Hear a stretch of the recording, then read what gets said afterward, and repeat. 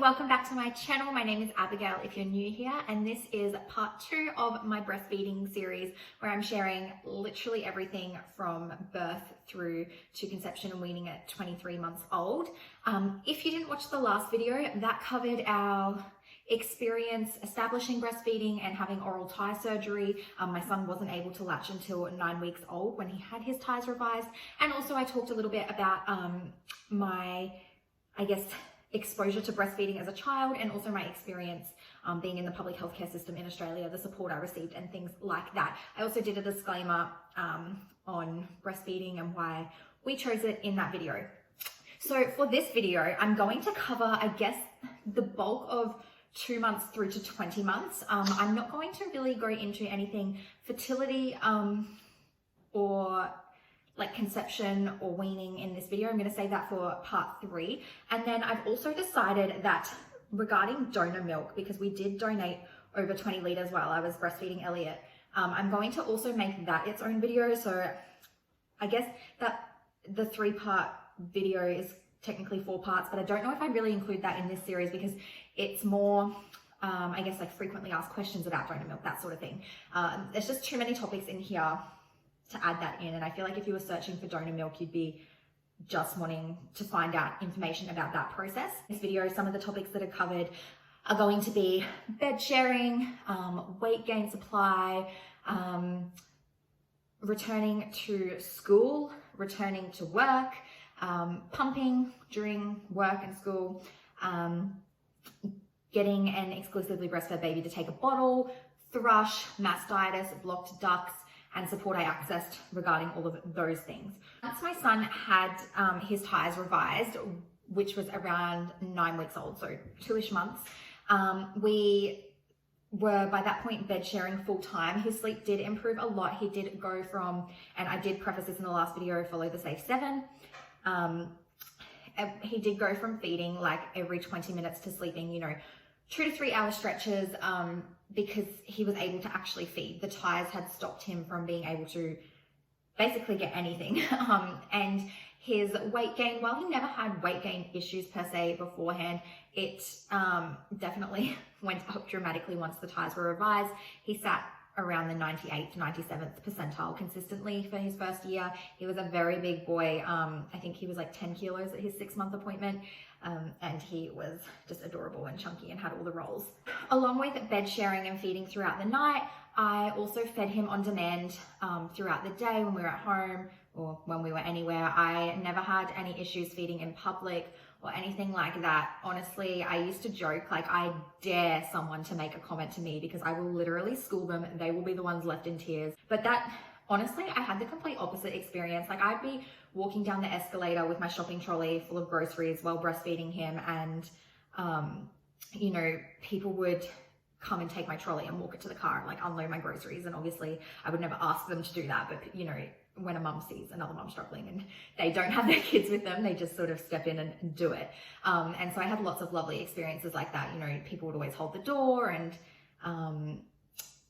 if you drop something while breastfeeding, someone rushes over and picks it up. Like, no one's ever said anything horrible. And yeah, like I said, I dare them. I really do. During these next couple of months, I also really found our community. I joined some Facebook groups. One that I really recommend is Breastfeeding Younger Babies and Beyond for the first 12 months. And then after that, you can join their sister group, which is Breastfeeding Older Babies and Beyond. And I enjoyed sharing about breastfeeding on social media. And that's when I really started to get educated on the benefits of it. I feel like one day I might be a lactation consultant, like in another life. I don't know. It doesn't really fit anything I do now, but like if I had to suddenly choose another career, I'd love to be in lactation support. I did enjoy following a lot of breastfeeding pages and advocates and IBCLCs online, and sharing our breastfeeding journey. And yeah, I guess in those next months, like especially once we had the tie surgery, engorgement went down, my supply regulated. Of course, feeding on demand, you're not most likely, unless there's another issue like ties. Supply shouldn't be too much of a concern because it's supply and demand. So every time the baby's hungry, you feed them, you're going to have enough for their demand. Whereas if you're trying to put your baby on a schedule and feed them only every 3 hours and things like that, that's when people can tend to run into supply issues, because spoiler alert, babies can't tell the time, and neither can your boobs. So yeah, my biggest advice is just feed the baby when they're hungry, and for everything else as well, you know, if they are upset for any reason. It's the saying, when in doubt, whip it out, and 110%. If you're doing that, your supply should be just fine. I didn't follow any special diets for breastfeeding. I did take like a mummy supplement, but that was more for like weight loss and the convenience of not having to prepare a meal when I was doing the whole attachment parenting thing, rather than, that wasn't because I was concerned about supply or anything like that. I didn't eat particularly amazing. I ate kind of a junk food diet, whatever was convenient in those first few months, which I'm sure a lot of people can relate to. At 4 months old, because I was a full-time student throughout like my whole birth time, and I went back to school when I was about 6 months pregnant, full-time. So I was a student, and I'd been just sort of doing the bare minimum, like online and just scraping through in those first few months. But I did put my son into daycare just 2 days a week when I was 4 months postpartum, so that I could really, you know, like get my qualification sorted and graduate. So he went 2 days a week, and I would study on campus one of those days, and then the other day I would do my assignments at home and then go to Lifeline and volunteer on the crisis support line. So that's what I was doing at that time. And during that time I would pump 2 to 3 times a day, because I had, you know, quite a lot of milk still. 4 months postpartum, not a lot of time that you generally are still going to have let down. So I'd use the Haka on one side every time I fed, still at this period. And yeah, I'd have the Haka when I was, when I say Haka, I mean the silicone letdown catcher.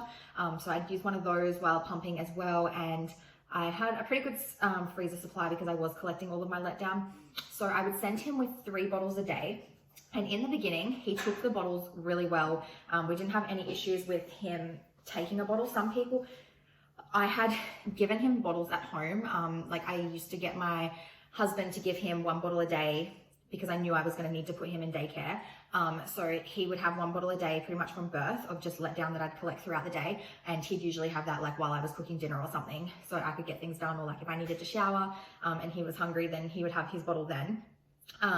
So that when he went to daycare, he took a bottle, and that worked great for us. But then what happened was he was 4 months old in March 2020. So he went to daycare for, I want to say, about a month. And then sometime around like May is when we had our first set of proper restriction. I decided to take him out for, I think I pulled him out for about 6 weeks, which totally unnecessary, like knowing what I know now. But at the time I didn't know anything about the virus. You know, I was just following the advice. Of course, everyone thought it was a lot more dangerous than it really was.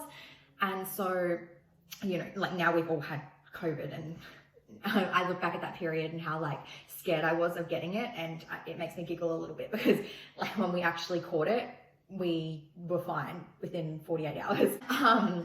So I did take him out of daycare, and honestly, that was sort of where it all went wrong with bottles, because when I put him back into daycare, he would no longer take a bottle. So I then started sending like this little baby chino cup that was an open cup, just like a little weaning one. And he would drink the milk from the open cup. God bless his educators, because they had to be so patient with him to get him to have milk.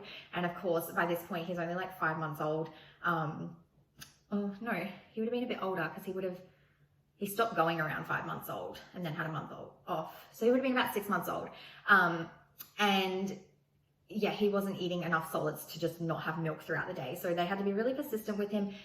They would offer him the bottle still, and sometimes he would take the bottle, but then other days he would only drink from the open cup. And they would sometimes have to offer all different temperatures. Sometimes he wanted it warm, sometimes he wanted it fridge cold, other times he wanted it room temperature. So yeah, he did have that little bit of a transition, but they always managed to feed him and sometimes he would only drink like 20 mils throughout the day, but he was obviously being offered solids as well throughout the day. And then I would feed him on demand overnight and before and after daycare as well. So it was only 2 days a week. Like I wasn't concerned that he was going to lose weight or anything like that. He would still eat the same amount in the 24-hour period. It just wasn't at daycare. At 6 months old, he did get his first 2 toothy pegs. He got his bottom 2 first. And they came probably within a week of each other. I don't really remember too well. He didn't have a lot of teething signs, nothing that affected breastfeeding. I just remember one night, I was playing with, obviously I had clean hands, but I was playing with him and he was pretending to bite me and giggling, and I just sort of felt it and was like, oh, is that a toothy peg? And then we had a look, and sure enough, there was a little tooth sticking out. So I don't know when he got it, but, and yeah, that didn't cause any issue. Like I didn't have any additional pain or anything from that. Maybe, you know, like when he was about to cut new teeth, not necessarily those 2, but other teeth, you know, he'd be a bit fussy for 12 hours or something and feed a little bit more, like comfort feed. But other than that, it didn't cause any issues with my actual nipples. And I never really, there were some times that I would offer him like a teething gel or some sort of pain relief, but he never took it. And so instead, if he was showing signs of discomfort, I would just let him breastfeed and use me as a teether. And again, I feel like this is why I've never had any supply issues or anything like that, because I wasn't afraid to breastfeed him. You know what I mean? Like if you're trying to give them other soothers and things like that, your supply is going to suffer. But when in doubt, whip it out. And so he comfort fed for pain relief. And the only issues we had around this time was because he had gone back to daycare, so he was around other kids, and it was also winter during this period in Australia. So like now we must be up to like June, July, August, like peak winter for Australia. And so my boobs are aching while I'm talking about this because I'm 38 weeks pregnant. I just had the feeling of like let down, even though I've only got colostrum. Oh, it's kind of stinging. It was winter, and he was back at daycare, so he did get a couple of colds, like, you know, runny noses. And when he would get congested, then he would have not like an aversion, but like a little bit of a strike, a nursing strike for, you know, that time. And the reason why they do that is because obviously when they're breastfeeding, their mouth is full, so they have to breathe through their nose. But if their nose is blocked, then they're not going to be able to breathe. And so what I would do is I'd post in the groups like a video of what was happening. And that's a great thing about these support groups on Facebook, is you can show a video of your baby like refusing to latch. No one's going to comment on your nipples or anything like that. No one's going to report it. Like these are safe spaces where you can share what's going on and receive actual advice. There was probably one day around 10 months where he had a cold and he really wouldn't latch. Like he didn't feed for about 12 hours. And I thought maybe he was like self-weaning, which I now know is obviously wasn't the case at all. But I'd heard a lot of people say that, and I just wonder how many times when that happens, is there something else, like your baby just has thrush or they're congested and they're not actually trying to wean, but there's just not the educational support. And yeah, I remember posting in the group a video of what was happening and saying like, is he weaning? And people were like, absolutely not. Like nursing strikes aren't, I don't want to breastfeed anymore. They're like, there's something wrong. And so for colds, it's really just perseverance. I did have like a nasal aspirator and a saline spray, and I would do those things, but you know, it's a cold. You just have to be persistent for the 24 to 48 hours, until, you know, they get some reprieve. And if you have to cup feed them during that time or syringe feed them, or if your baby takes a bottle, you can just bottle feed them, then that's great. The main problem when they're sick or they're having any sort of strike or aversion is that you can get a blocked duct. So I could have probably been a bit more proactive about this when he would have, when he would miss any sort of feed or anything. You know, I could have been a little bit better at massaging and, you know, being proactive. But like on my school days when he would be at daycare, I'm trying to get as much done during those 2 days as I can. Like I'm a full-time student, only giving myself 2 days a week to do a full-time workload. So I would really delay pumping. Like I would wait until I was like completely engorged, had like veins and starting to feel a lump before I would go and pump, which is obviously not advised. Like I should have been, you know, doing it before it got to that point, but I would just be like so determined to get my assignments done. So because of that, I did have a few times where I got blocked ducts, and I did also have 2 that I can remember where it turned into mastitis. Now, the first time, holy shit, it literally came out of nowhere. Like I had a blocked duct and I was like, you know, this is painful, and I'd done some compressions and standard things like that. And then within like an hour, my temperature was up to almost 40 degrees. It was like over 39 degrees Celsius. And I was literally like laying on the lounge room floor, unable to lift my head, having like cold sweats and then hot flushes, and this all happened within an hour. Like when people say mastitis is no joke, they're not joke. Like you hear people die from like a fever or something, or like a tiny little infection. I guess because like obviously it's in your breast, it's so close to like essential organs. That yeah, it really, I don't play around with mastitis. And I messaged my mother-in-law and I was like, there's no way I can drive right now. Can you please come over and give me some sort of like Panadol, or because I don't really use Panadol or Nurofen or anything like that, so I didn't have any in the house. I was like, can you please bring some sort of pain, like over-the-counter pain relief over, so that I can get the fever down, and then I can work on like moving the infection and things. And so she did, and yeah, once I took some, I think she bought Nurofen, I can't even remember, but once I took something like that, and the fever went down, and then I was able to get some of the blockage out and yeah, manage my symptoms until I could go to the doctors the next day. And that one had like a visible red lump from the top. It was hot to the touch. It was like full-blown mastitis. So I went to the doctors the next day, and yeah, they gave me antibiotics, and I did the course of antibiotics, which of course then ruined both my son and I's gut health. But yeah, I beat that infection. And then the other thing I did during that time as well was I did call the Australian Breastfeeding Association helpline to get some advice on what I could do until I could get into the doctors. Of course, their advice was like, if your temperature gets up to 40 degrees again, you need to like go to the hospital.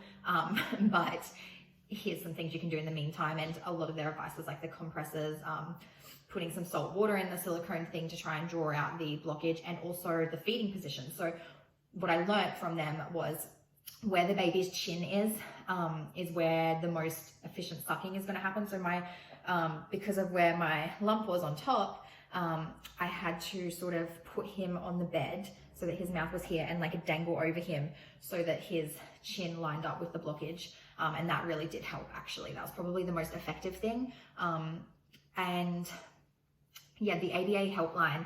So that's a free helpline in Australia that you can call, where they have volunteer lactation support, and it's all people who, I think it's like all mums who have breastfed. Some of them are lactation consultants. I'm actually not too sure if you have to be a lactation consultant or not.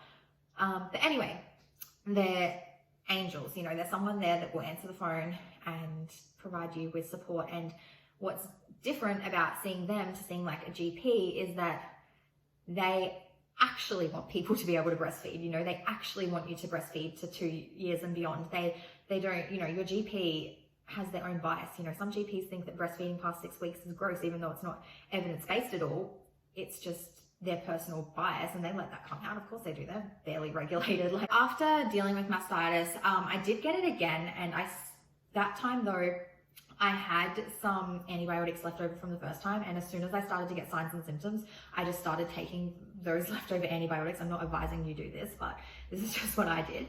And it went away within a day. Like I had all of the tools and the resources from the first time, and yeah, I was able to get on top of it myself. I never had that peak fever, laying on the floor, thought I was going to die sort of situation. I was able to avoid that. But from having antibiotics, and also I think just having a diet that wasn't amazing, we did experience some thrush, my son and I, or what's the real name for it, like candida or something. But basically this is super common with breastfeeding babies, especially if you feed overnight, because like they sort of dream feed, so then the milk sits in their mouth, and sometimes some thrush can start to grow, especially if you have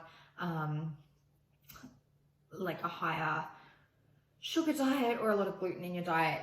Some people think that might also affect thrush, but basically what will happen is like either way, whoever gets it first, but they'll give it to mama on her nipples, and then, you know, you'll be treating it on baby, and then you'll give it back to them, and it's just like a back and forth thing.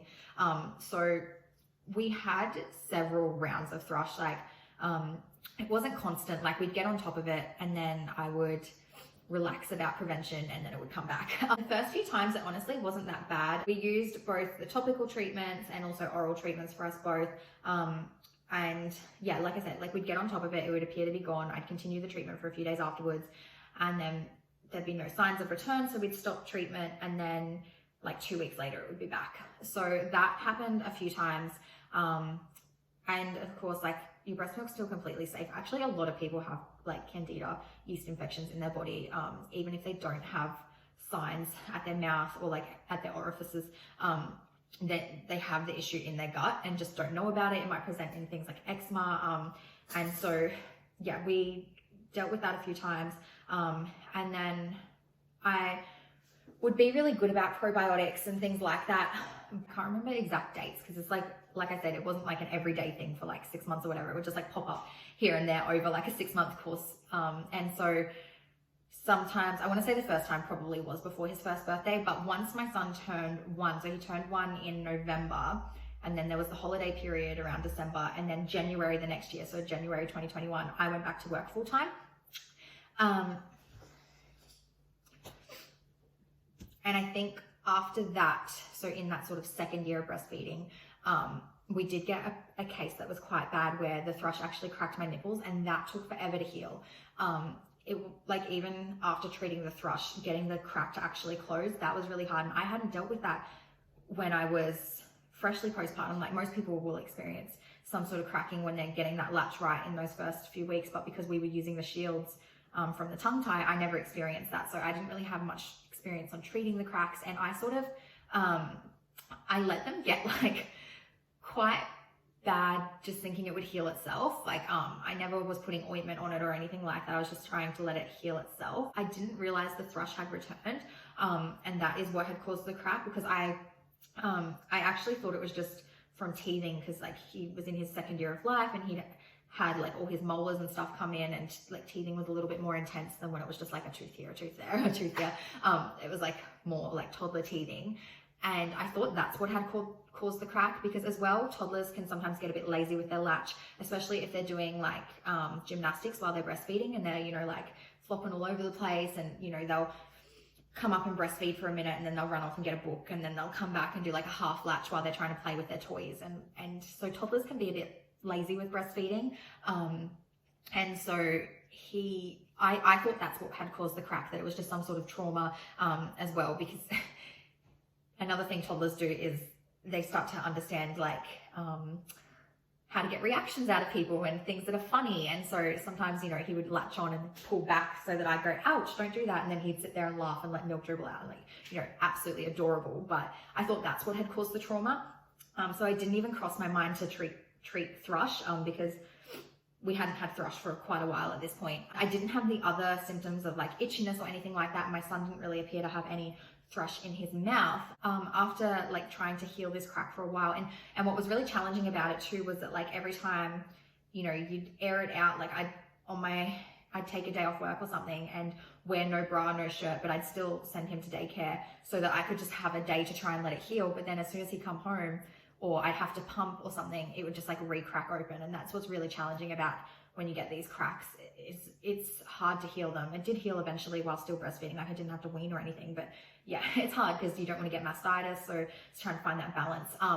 But I called the helpline again and was like, please, like, give me some advice. Like, should I be doing wet dressings? Because there's so much information online. It's like, you know, knowing which protocol. I called the helpline. She's like, do you think it might be like nipple thrush again?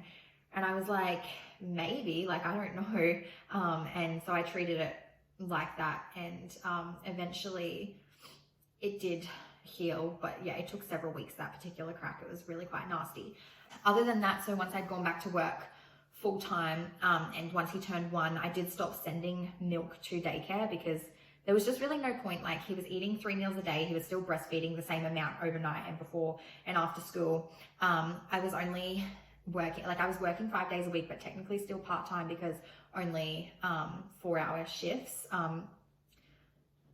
And so then adding an hour travel each way. Yes, I know that sounds ridiculous, but it is what it is.